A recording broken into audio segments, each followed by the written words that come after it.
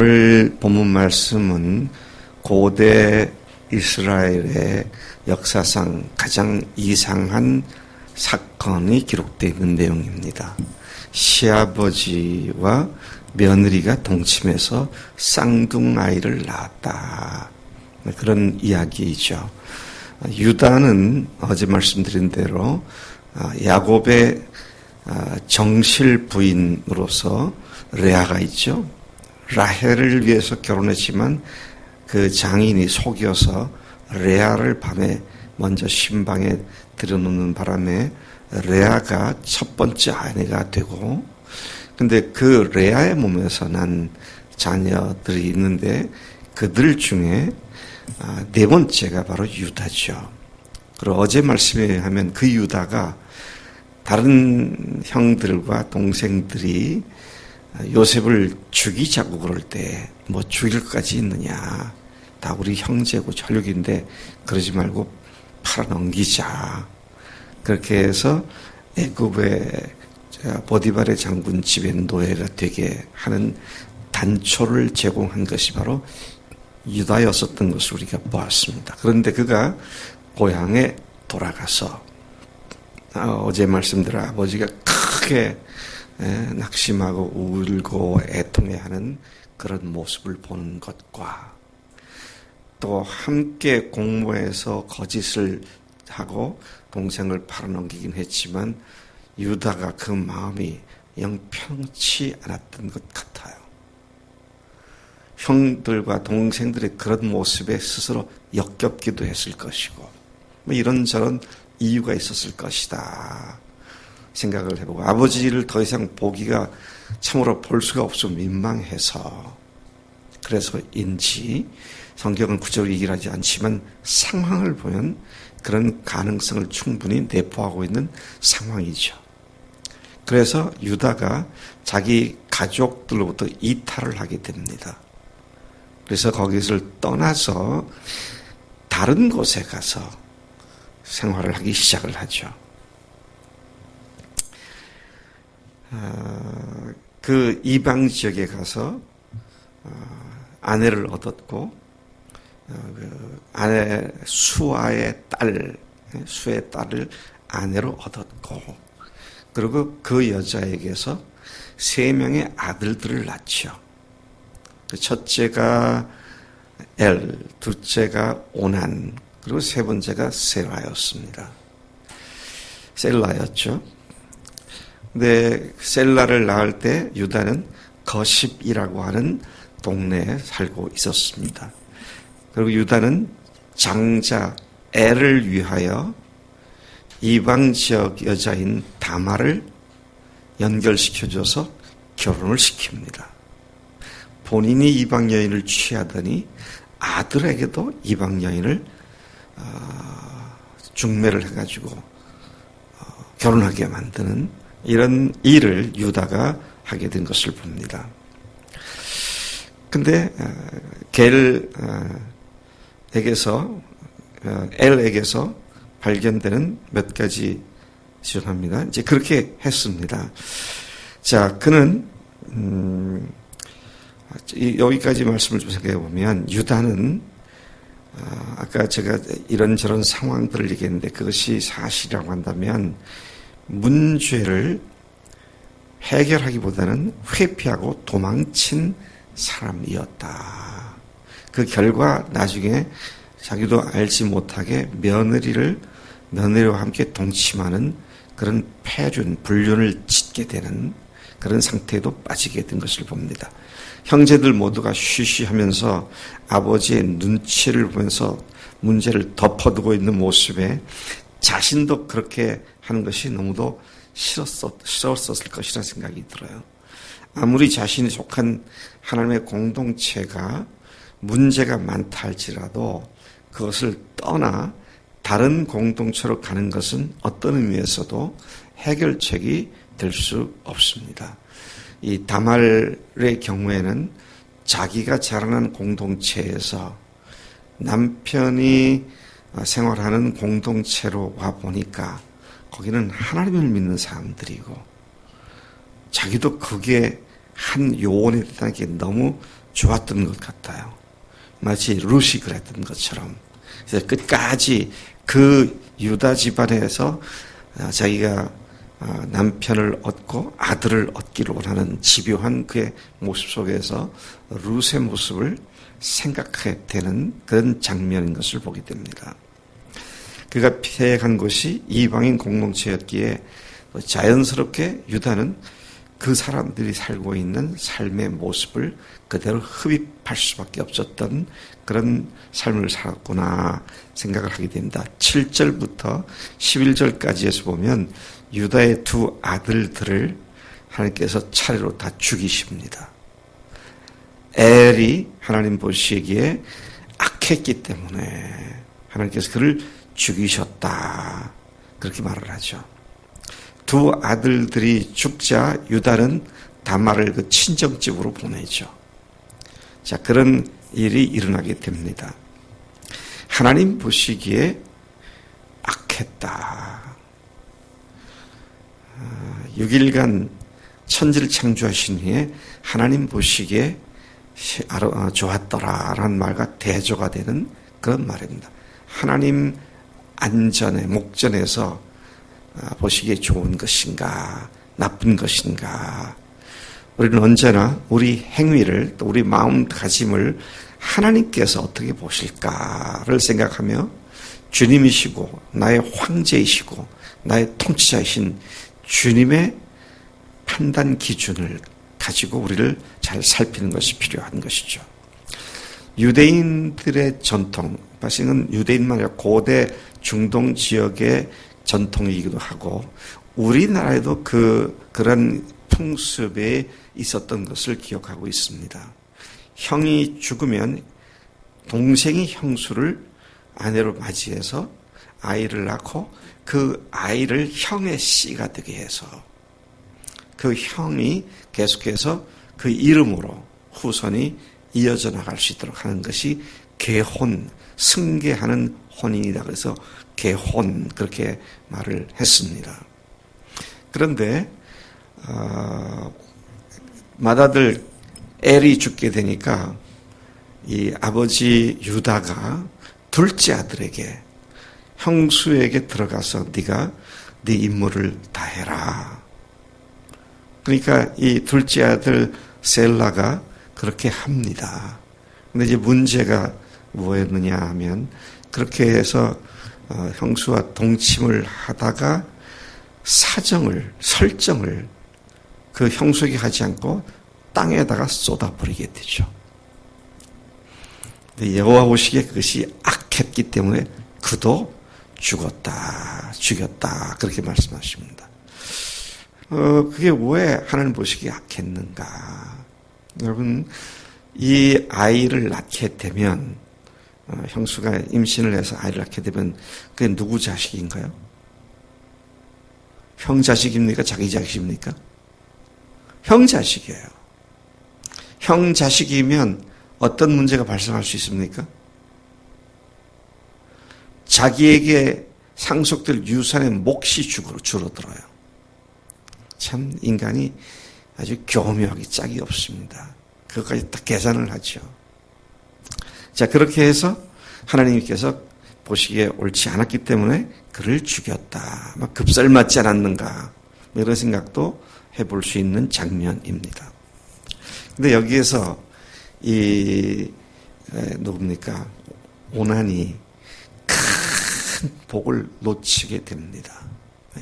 어마어마한 복을 놓치게 돼요. 마치 야곱과 에서의 경우에 에서가 장자의 명분을 포기했던 것 같은 그런 모습을 여기서 보게 됩니다. 참 놀라운 일이구나 그런 묵상을 하게 됩니다. 여러분, 오난에게는 지금 메시아 왕국의 대통을 이어갈 메시아 왕국의 족보에 올라갈 수 있는 그런 찬스가 온 것이었습니다. 근데 그걸 그가 발로 차버린 겁니다. 자, 유다가 아버지로부터 유다가 나중에 보면 유다가 낳은 자식이 베레스가 되는데 자기 며느리를 범해가지고 낳은 첫째 아들이 베레스인데 이 베레스가 나중에 보면 마태복음 1장에 보면 메시아 왕족 계보에 나옵니다. 야, 참 놀랍습니다. 그러면 성경에 보면 이방 여인이 마태복음에 예수님의 족보에 나오잖아요. 이방 여인들이 누구 나오나요? 맨 처음에 나오는 여자가 여리고성의 기생 라합이 나옵니다. 그 다음에 또 누가 나오나요? 그 다음에 이 여자가 나옵니다. 예, 여자가 나와요. 다말이 나옵니다. 또 세 번째 누가 나오나요? 룻이 나오죠. 그 다음에 룻 다음에 누구? 바세바가 나옵니다. 근데 이 여인들이 다 그렇게 품행이 좋아 보이지 않아요. 네? 바세바도 멀쩡한 지 남편 뺏기고 당하긴 했지만 그런 나중에는 아주 당연하게 다윗의 아내 형세를 하죠.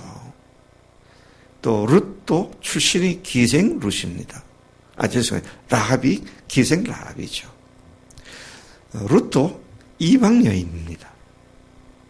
그런데 오늘 여기 다말도 보면 이방 여인에다가 자기 아이를 낳는 그 과정도 기괴한 그런 사건으로 아이를 낳습니다. 참 이상한 일이다. 그리고요, 우리가 38장을 읽었는데 어제 37장에 누구 얘기가 나왔어요? 요셉의 얘기가 나오다가 38장에 갑자기 유다의 이런 기괴한 행위가 나왔고 39장에 들어가면 다시 요셉의 이야기가 나옵니다. 이거 중간에 삽입해 놓은 것 같아요. 뜬금없이 유다 얘기가 나오는 겁니다.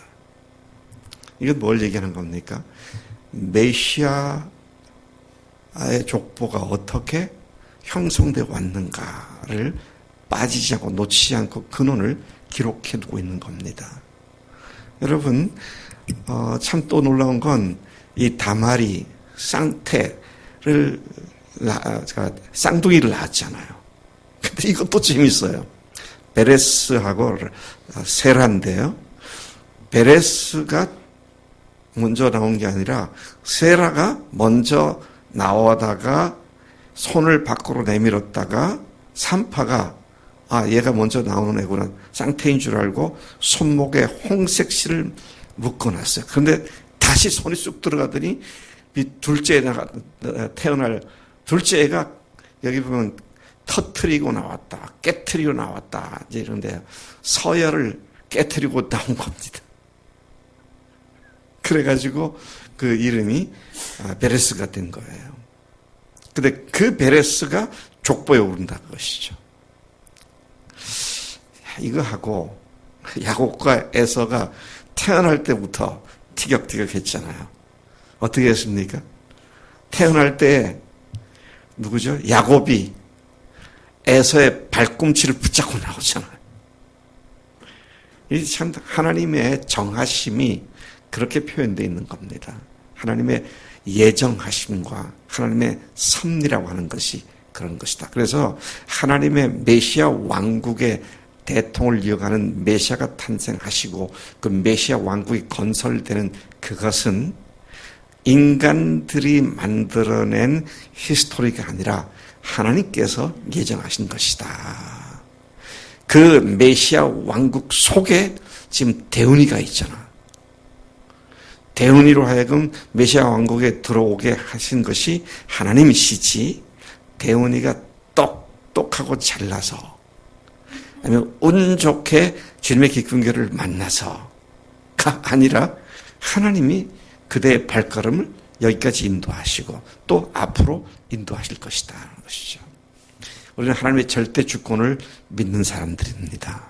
나의 잘못에도 불구하고 여전히 하나님 나라 사람으로 삼아주신 하나님의 은혜가 실로 크고 넘칩니다.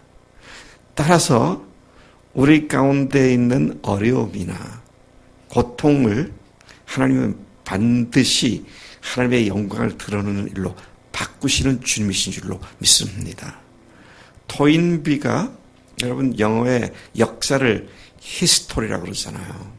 영국의 역사학자 토인비가 아주 잘 정의를 했습니다. 히스토리가, 역사가 왜 히스토리냐? 히스 스토리이기 때문이다. 그분 하나님의 이야기이기 때문이다. 우리 한날에도 인생의 역사가 30 몇 년 됐잖아. 32년의 역사를 갖고 있어. 32년의 한 나라의 역사가 아니라 한 나라의 속에 역사하신 하나님, 그분의 이야기가 지금 한 나라가 되어 있는 거지. 여러분, 이거 아주 기본적인 것이지만 너무 중요합니다. 이게 분명하면 크게 호들갑을 떨 이유도 없고요. 그분이 창세기 때부터 시작되어진 그분의 계획 속에서 나를 부르셔서 그 하나님 메시아 왕국의 요원들로 삼아주셨고, 오늘 그 요원으로서 정체의식, 자기 신분의식을 깨닫게 하시고 그렇게 살게 하시고 은혜를 주시고 믿음으로 세워주시는 이 주님을 확실히 믿는다면 우리가 들을 것이 없고 낙심할 것이 없다. 아멘이시죠? 이 믿음이 능히 세상을 이기는 믿음이고요. 모든 것을 바꾸는 믿음이죠. 그러니까 민환이가 한두 명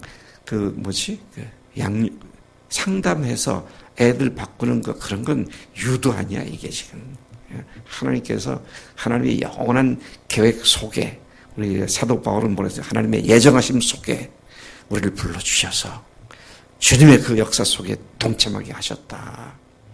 어마어마한 이 사건이 우리에게 이미 발생했고, 이제 시작이잖아요.